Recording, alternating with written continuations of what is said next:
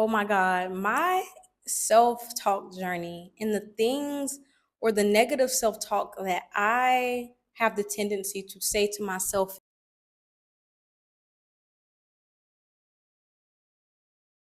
they must really think I'm stupid.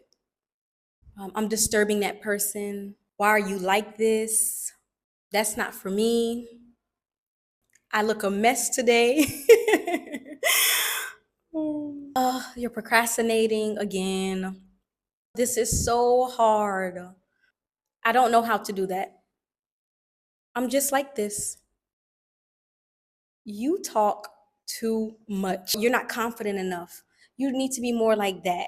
Try to be more like this. Honestly, the list can go on and on and on. Ever since I was younger, somehow I knew the power of words. Like now, of course, I'm saying it with a lot more reflection and so much more time to have thought about it. But I knew what words could do when I was young. And I know that every time that I say these things, or even when I'm actually in situations, that this little subtle voice creeps in. There's this voice that again and again and again repeats over and over and over for years and years and years. And this is an instruction that I'm giving to myself, to my brain, to my life. And that's just how it works.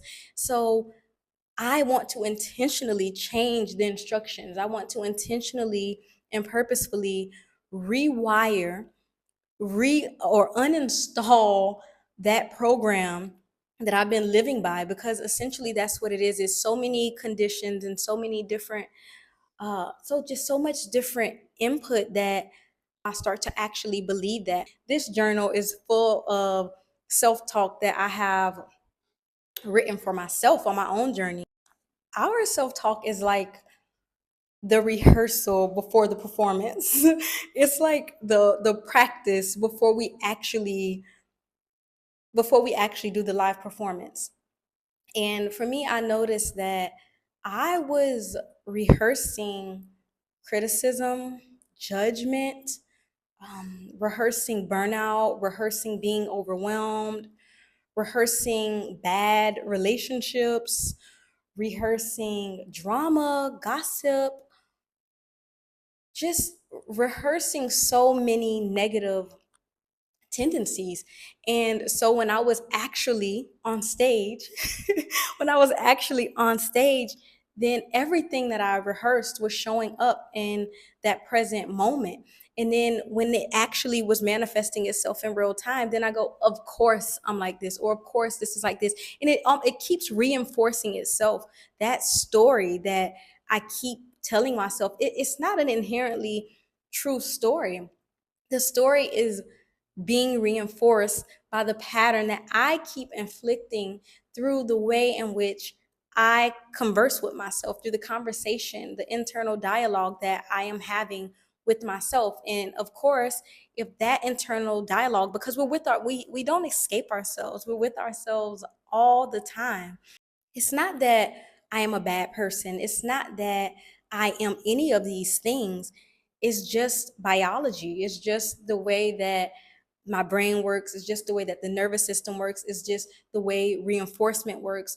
The pattern works. Conditioning works. It's just the way these things work. And if we can understand how these things work at a root level, then we can understand that we have complete control and ability to reprogram, to change, to shift, and to transform ourselves in the way that we actually view ourselves, and also challenge some of these old stuck negative beliefs or stories and conditioning that might not actually be useful for us into our lives. I always say this to people, that you cannot run from yourself, especially as someone who has traveled to so many different countries and so many different places. You cannot outrun your own beliefs and attitudes and behaviors, because no matter where you are in the world, they will find you. They will find you. You can be in a place that is considered paradise, And if you are suffering inside because of your belief system, your attitude about the world, the way you speak to yourself internally, and your behaviors, then you will inevitably feel pain and suffering. And so for me, it's really been being so mindful about what am I saying? And sometimes in a moment, like it's so interesting. Sometimes I'm sitting there, or even it just come out. Actually, yesterday I said to my friend, I'm so sick. And then I was like, first of all, actually, no, I'm not so sick. Like, I'm not even so sick. My throat was experiencing a little irritation and inflammation. And I said, am I actually so sick? And in that moment, it's like those moments where it's like, girl, be careful what you say. Be mindful of what you say. And it can seem like, oh, that's no big deal. But when we continue with that storyline for a very long time, then we give that information to our brain, which gives information to our nervous system, which becomes our reality.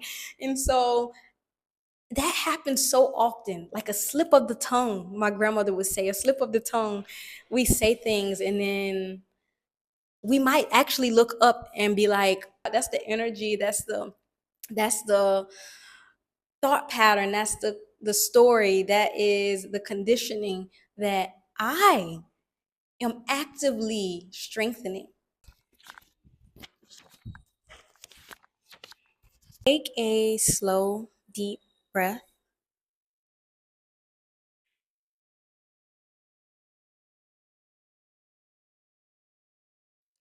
Feel the weight of your body where you are. Notice your chest, your shoulders, your jaw, your abdomen. Let them soften slightly. And now, let's say some things about our relationships on purpose. Relationships are not separate from me. The way I show up shapes what unfolds. As I say this, I bring to mind one relationship in my life that is important to me. I see the person's face. I see the space we share. I notice how my body responds. I ask myself, is there expansion, tightness, neutrality? I just observe without judging myself. I cultivate qualities within myself like kindness, clarity, playfulness, stability, attentiveness, reliability, balance, and lightheartedness. As I hear each word, I picture myself expressing these things. The more I embody these qualities, the more they become available in my relationships. I see and feel myself listening patiently without interrupting. I see and feel myself smiling and laughing with warmth in my chest. I see and feel myself speaking calmly, clearly, and with love. I let the image become so detailed. The place, the weather, the subtle expressions, the thoughts. I do not demand perfection in others. I allow the people in my life to be who they are. I bring someone to mind and I see their complexity. I see their history. I see their strengths. I see their challenges. I see their humanity. I see this person changing so much throughout a single day, week, month, and over the years. Sometimes they are tired, sometimes smiling, energetic, silly, grumpy, hungry, rested, tense, sometimes calm. I see so much of myself in this person, complex, learning, changing, responding. I find this process so beautiful. I do not grip or hold on tightly. I do not try to possess. I allow this process to unfold with admiration. I do not attach to any part of the unfolding process.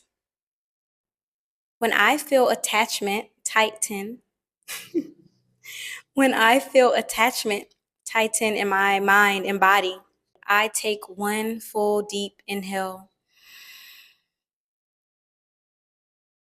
I hold for a few seconds.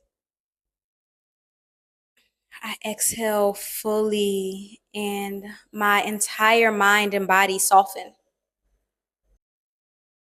Instead of saying, stay so I feel complete, I say, I choose connection, not completion. Instead of, I need you, I say, we are and always will be interconnected, no matter what happens. Instead of, don't ever leave me, I say, while we are here together, may I love you well. That feels so good to say. I recognize the difference between preference and boundaries because this creates ease in my relationships.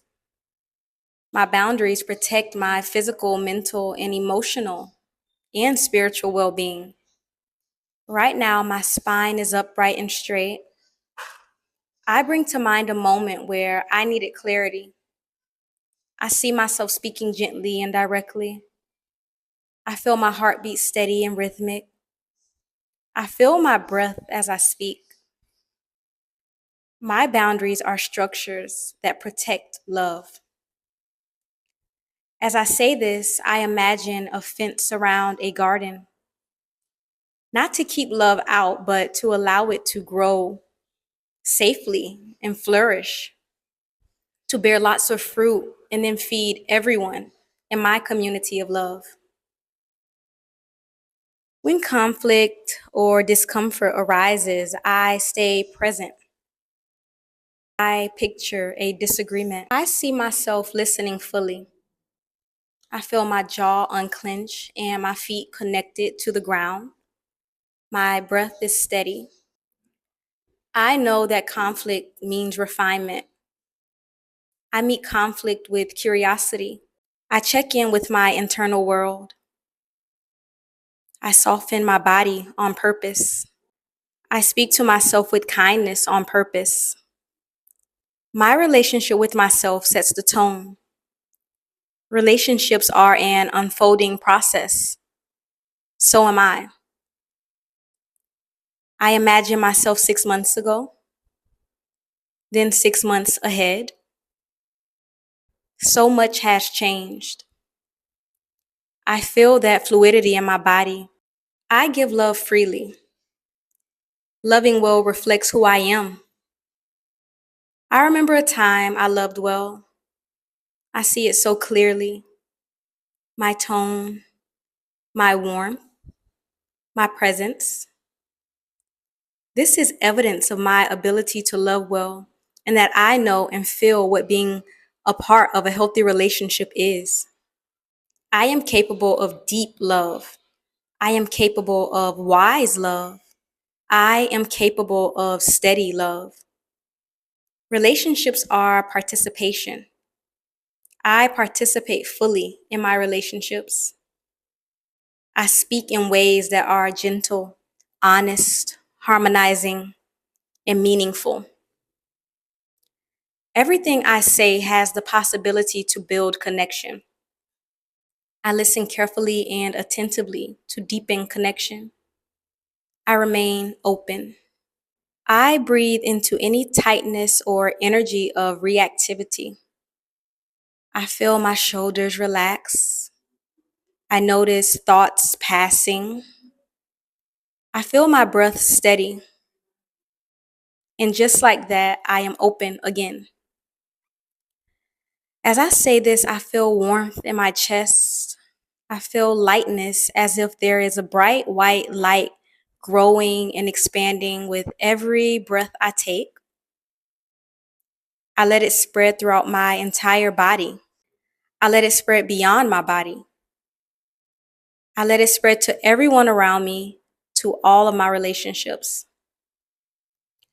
Today, I know that love, care, support, kindness, and joy are all around me.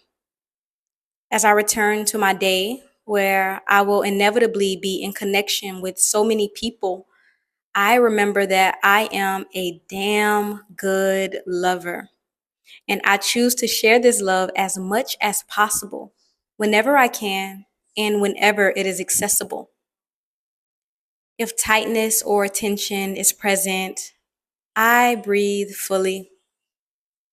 I am cultivating within myself kindness, clarity, playfulness, stability, attentiveness, reliability, balance, and lightheartedness.